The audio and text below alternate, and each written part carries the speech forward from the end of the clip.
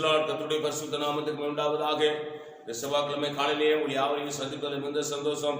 இந்த நாளுடைய ஆசீர்வாதத்துக்காக ஒரு வேத பகுதி வாசிப்போம். லூக்கா 23 முதல் 11 வரை. ஏரோது இயேசுவை குறித்து அநேக காரியங்களை கேள்விப்பட்டபடி இருந்தபடினால் அவரால் செய்யப்படும் அடையாளத்தை பார்க்க வேண்டும் என்று விரும்பி இருந்ததினாலும் அவரை காணும்படி வெகு நாளாய் ஆசை கொண்டிருந்தார். அந்தபடி அவரை கண்டபோது மிகவும் சந்தோஷப்பட்டு அநேக காரியங்களை குறித்து அவரிடத்தில் வினாவினான். அவர் மறுமொழியாக அவனுக்கு ஒன்றும் சொல்லவில்லை. பிரதான ஆசாரியர் வேதபாரரும் அவர் மேல் பிடிவாதமாய் குற்றம் சாட்டி கொண்டே இருக்கிறார்கள். அப்பொழுது ஏரோது தன் போர் சேவகரோடு கூட அவரை நிந்தித்து பரியாசம் பண்ணி மினுக்கான வஸ்திரத்தை அவருக்கு உடுத்தி அவரை திரும்ப பிலாத்துவிடத்தில் அனுப்பினார். ஏரோது என்பவன் சாதாரணமான ஒரு ஆள் அல்ல. ஆண்டவராகிய இயேசு கிறிஸ்து பிறந்த பொழுது அவரை கொலை செய்வதற்காக எத்தனம் பண்ணினான்.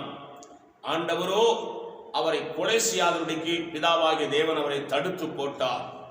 இந்த மகிமையான காரியங்கள் செய்த பிறகு இயேசு வளர்ந்து வரும் பொழுது இந்த ஏரோது இயேசுவின் அற்புதங்களை, அடையாளங்களை, இயேசுநாதர் செய்கிற மகிமையான காரியங்கள் எல்லாம் அவன் பார்த்து கொண்டு வருகிறான், கேள்விப்படுகிறான். அவரை எப்படியாவது நேரா பார்க்க வேண்டுமே என்று சொல்லி அவன் ஆசையா இருந்தான். இப்போ பிலாத்து ஏரோதிடத்திலே அவரை அனுப்பின பிறகு ஏரோது அவரை பார்த்து சந்தோஷம் அடைந்து அவரை விசாரிக்கிறான். அவரிடத்தில் ஒன்றுமில்லை.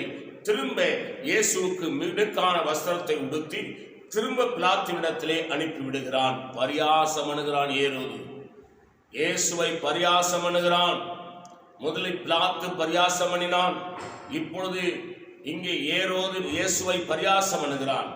கவனிங்க, இந்த உலக ராஜாக்கள் இயேசுவையும் அவருடைய சபையையும் அவருடைய ஊழியக்காரனையும் அவருடைய ஊழியர்களையும் அவருடைய ஜனங்களையும் பரியாசம் அணுவார்கள்.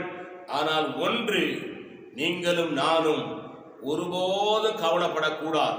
ஏனென்று கேட்டால் இந்த இயேசுவையும் அவருடைய சபையையும் அவருடைய ஜனங்களையும் ஊழியர்களையும் அழித்து விட வேண்டும் என்று சொன்ன ராஜாக்கள் அழிந்து போனார்களே ஒழிய இந்த கிறிஸ்துவின் சபை இதுவரைக்கும் அழிக்க ஒருவனாலும் முடியவில்லை, ஒருவனும் பிறக்கவும் இல்லை என்பதை நீங்களும் நானும் விளைந்து கொள்ள வேண்டும்.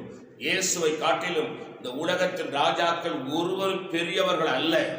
அது மறந்துவிடக்கூடாது. ஏன்னு கேட்டால் இயேசுவை குறித்து வேதம் சொல்லுகிறது, அவர் ராஜாதி ராஜா. அவருக்கு கீழே தான் இவங்க எல்லாம் இருக்கிறாங்க. எப்ப வேணாலும் இவங்களை ராஜ்யபாரத்தில் வைப்பார், எப்ப வேணாலும் தூக்கி வெளியே போட்டுருவார். அவர் நினைச்சா சிங்காசனம் இருக்கும், இல்லைன்னா சிங்காசனம் பிடிக்குவார்.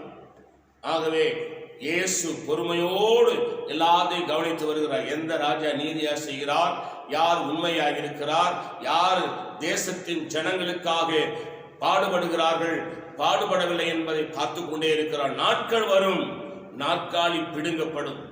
ஆகவே நீங்கள் நானும் பயப்பட வேண்டிய அவசியம் இல்லை. ஏரோது குறிப்பிட்ட நாள் வந்தது.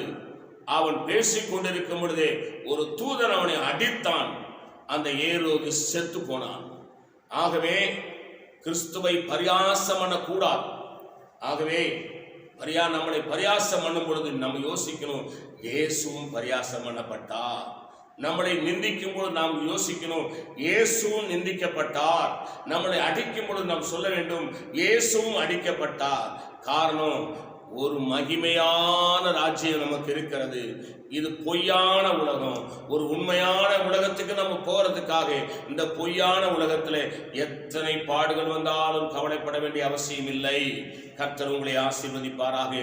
நான் உங்களுக்காக செபிக்கிறேன். பரிசுத்த பிதாவே, கர்த்தராகிய இயேசு கிறிஸ்து நாமத்தில் செபிக்கிறோம். நீ எங்களோடு பேசுற நல்ல வார்த்தைகளுக்காக ஸ்தோத்திரம். இந்த வார்த்தையின்படி ஆசீர்வதியும் இயேசு நாமத்தில் பிதாவே, ஆமென். God bless you. கர்த்தர் உங்களை ஆசீர்வதிப்பாராக.